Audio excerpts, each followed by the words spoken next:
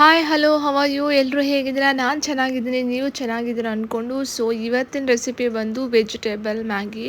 Of course vegetable Maggi ಎಲ್ರಿಗೂ ಬರುತ್ತೆ, but ನಾನು ಹೇಗೆ ಮಾಡ್ತೀನಿ ಟೇಸ್ಟಿಯಾಗಿ ಅಂತ ನಿಮಗೆ ಹೇಳ್ತಿದ್ದೀನಿ. ಸೊ ಈಗ ಒಂದು ಬಾಣಲಿನ ಇಟ್ಕೊಂಡು ಅದಕ್ಕೆ 3 to 4 ಸ್ಪೂನ್ಸ್ ಆಗೋಷ್ಟು ಆಯಿಲ್ನ ಹಾಕ್ಕೊಂಡು ಆಯಿಲ್ ಎಲ್ಲ ಕಾದಿದ್ದಾದಮೇಲೆ ಅದಕ್ಕೆ ಒಂದು 1/2 ಟೇಬಲ್ ಸ್ಪೂನ್ ಅಷ್ಟು ಸಾಸಿವೆ ಹಾಕ್ಕೊಳ್ತಾ ಇದ್ದೀನಿ.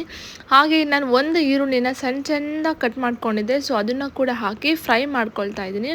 ಸೊ ನಾನಿಲ್ಲಿ ಕರಿಬೇವು ಯೂಸ್ ಮಾಡಿಲ್ಲ, ಬಿಕಾಸ್ ಹಸಿ ಕರಿಬೇವು ಇದ್ದರೆ ಚೆನ್ನಾಗಿರ್ತಿತ್ತು. ಸೊ ಹಸಿ ಕರಿಬೇವು ಇರಲಿಲ್ಲ, ಸೊ ಅದಕ್ಕೆ ನಾನಿಲ್ಲಿ ಹಸಿ ಕರಿಬೇವು ಹಾಕಿಲ್ಲ.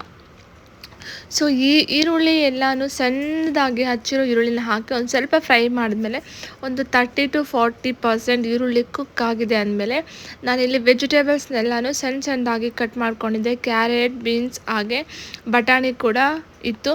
ಸೊ ಅದನ್ನೆಲ್ಲ ವೆಜಿಟೇಬಲ್ಸ್ನೆಲ್ಲ ಸಣ್ಣದಾಗಿ ಕಟ್ ಮಾಡಿಕೊಂಡು ಅದನ್ನೆಲ್ಲನೂ ಕೂಡ ಆಯಿಲ್ಗೆಲ್ಲ ಸೇರಿಸ್ಕೊಂಡು ಅದನ್ನು ಕೂಡ ಫ್ರೈ ಮಾಡ್ಕೊಳ್ಬೇಕಾಗುತ್ತೆ.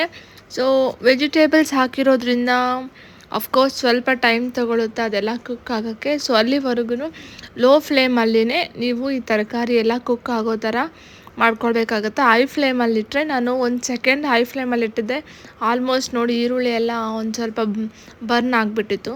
ಸೊ ಅದಕ್ಕೆ ಲೋ ಫ್ಲೇಮಲ್ಲಿ ಮಾಡಿಕೊಂಡು ಈಗ ಒಂದು ಸ್ವಲ್ಪ ಬೆಂದಿದೆ ಅನ್ನೋ ಟೈಮಲ್ಲಿ ನಿಮ್ಮ ಮನೇಲಿ ಎಷ್ಟು ಜನ ಇದ್ದಾರೆ, ನೀವು ಎಷ್ಟು ಪ್ಯಾಕೆಟ್ ಮ್ಯಾಗಿನ ಆ್ಯಡ್ ಮಾಡ್ತಿದ್ದೀರ ಅನ್ನೋದ್ರ ಮೇಲೆ ವಾಟರ್ನ ಆ್ಯಡ್ ಮಾಡ್ಕೊಳ್ಳಿ.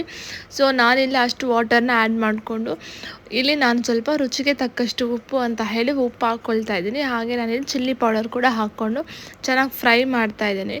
ಸೊ ಮ್ಯಾಗಿ ಒಂದು ಸ್ವಲ್ಪ ತಿನ್ನೋಕ್ಕೆ ಸ್ಪೈಸಿಯಾಗಿದ್ದರೆ ಚೆನ್ನಾಗಿರುತ್ತೆ, ಅದಕ್ಕೆ ಒಂದು ಸ್ವಲ್ಪ ಖಾರ ಜಾಸ್ತಿ ಹಾಕ್ಕೊಳ್ತೀನಿ ನಾನು. ಸೊ ಹಾಗೆ ಅಲ್ಲಿ ಮ್ಯಾಗಿ ಮಸಾಲ ಬರುತ್ತಲ್ವ, ಸೊ ಅದನ್ನು ಕೂಡ ಆ್ಯಡ್ ಮಾಡ್ಕೊಳ್ತಾ ಇದ್ದೀನಿ. ಅಫ್ಕೋರ್ಸ್ ಮ್ಯಾಗಿ ಮಸಾಲೆ ಇಲ್ದಿರ ಟೇಸ್ಟ್ ಹೆಂಗೆ ಬರ್ತದೆ, ಆ ಫ್ಲೇವರ್ ಹೆಂಗೆ ಬರ್ತದೆ. ಸೊ ಅದನ್ನು ನಾನು ಆ್ಯಡ್ ಮಾಡ್ಕೊಳ್ತಾ ಇದ್ದೀನಿ. ಆ್ಯಡ್ ಮಾಡ್ಕೊಂಡು ನೀವು ನೋಡ್ತಿರ್ಬೋದು ಯಾವ ಥರ ನಾನು ಈ ಥರ ಎಲ್ಲ ಏನು ಯಾವುದೇ ಪೌಡರ್ ಆ್ಯಡ್ ಮಾಡಿರ್ತೀವಲ್ಲ, ಏನು ಗಂಟು ಇಲ್ಲದೆ ಇರೋ ಥರ ವಾಟ್ರಲ್ಲಿ ಚೆನ್ನಾಗಿ ಮಿಕ್ಸ್ ಆಗಬೇಕು. ಸೊ ಅದಾಗಿ 5 ಮಿನಿಟ್ಸ್ಗೆ ನೋಡಿ ನೀರೆಲ್ಲ ತೆರಳ್ತಾ ಇದೆ. ಸೊ ಈಗ ನಾನಿಲ್ಲಿ ಮ್ಯಾಗಿನ ಹಾಕ್ತಾಯಿದ್ದೀನಿ ಒಳಗಡೆ. ಒಂದು ಮ್ಯಾಗಿನ 2 ಪೀಸ್ ಅಂದರೆ 2 ಭಾಗ ಮಾಡಿ ಹಾಕ್ತಿದ್ದೀನಿ.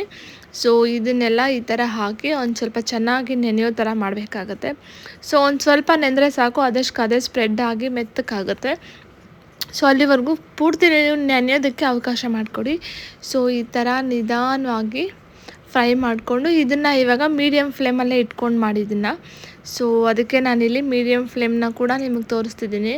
ಸೊ ಇದೆಲ್ಲ ಆದಮೇಲೆ ಇದನ್ನು ಒಂದು ತಟ್ಟೆ ಮುಚ್ಚಿಬಿಡ್ತಿದ್ದೀನಿ. ಒಂದು ತಟ್ಟೆ ಮುಚ್ಚಿ ಮತ್ತು ಒಂದು 5 ಮಿನಿಟ್ಸ್ ಆದಮೇಲೆ ನೋಡಿದಾಗ ಹಿಂಗಾಗಿತ್ತು ಮ್ಯಾಗಿ.